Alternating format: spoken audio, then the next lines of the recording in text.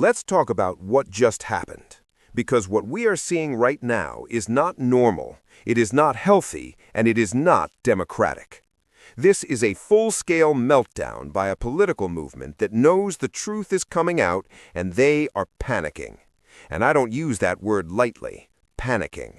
Because when powerful people know that the documentary record is about to expose what they've been hiding for years, this is exactly how they behave.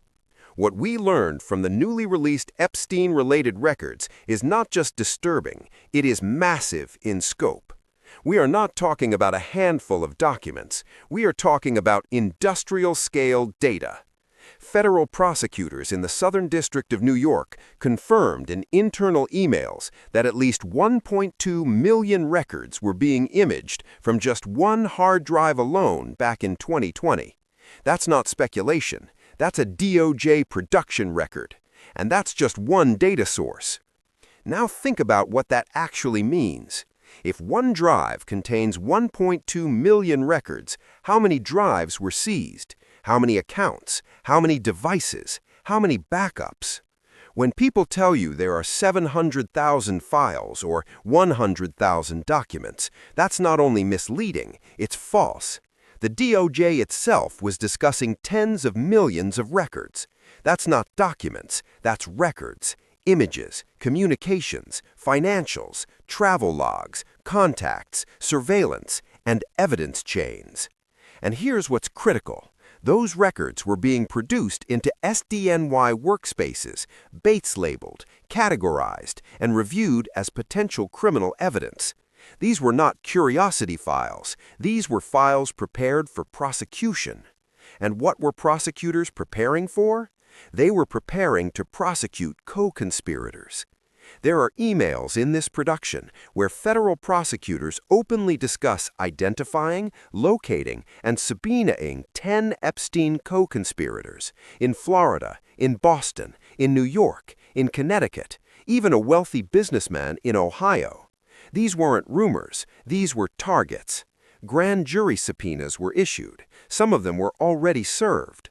So when certain political figures went before Congress and said we don't know anything about co-conspirators, that wasn't just wrong, it was knowingly false. They knew.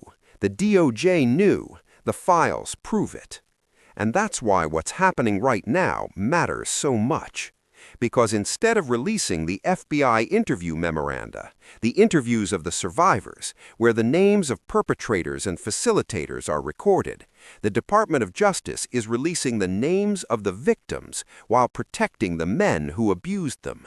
That's backwards. That's grotesque. That is not justice. Those FBI 302s, the interview files, contain the identities of Wall Street executives, politicians, financiers, and others who were named by survivors and witnesses.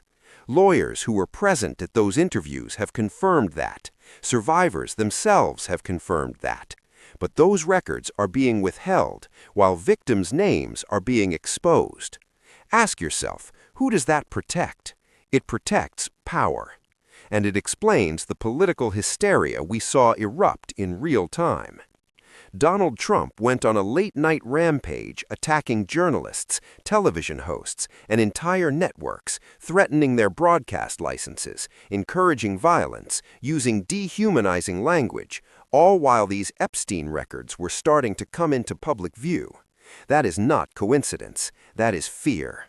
And the timing matters. Because Trump was also directly referenced in the flight records that federal prosecutors discussed internally. The DOJ informed Trump in January 2020 that flight records showed he had traveled on Epstein's private jet more times than previously reported.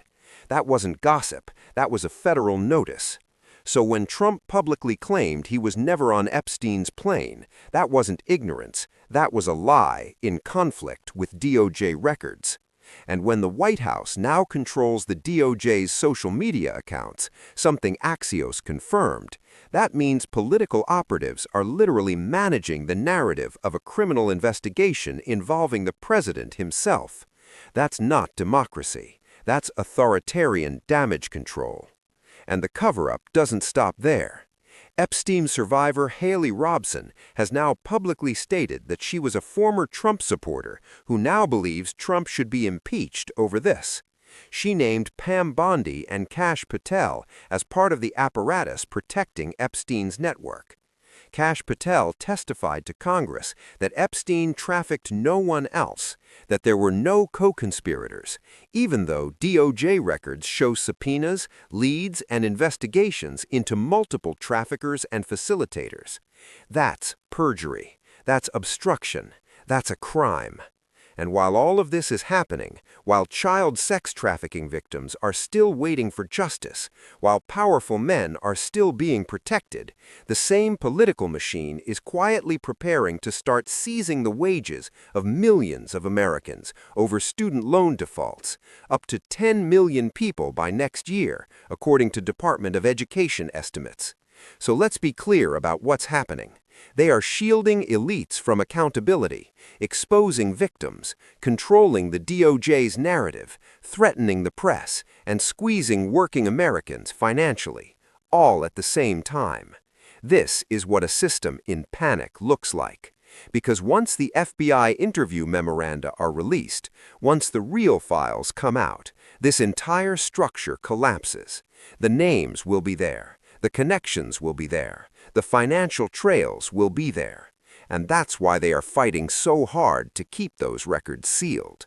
Not because they don't exist, but because they do. And they tell the truth.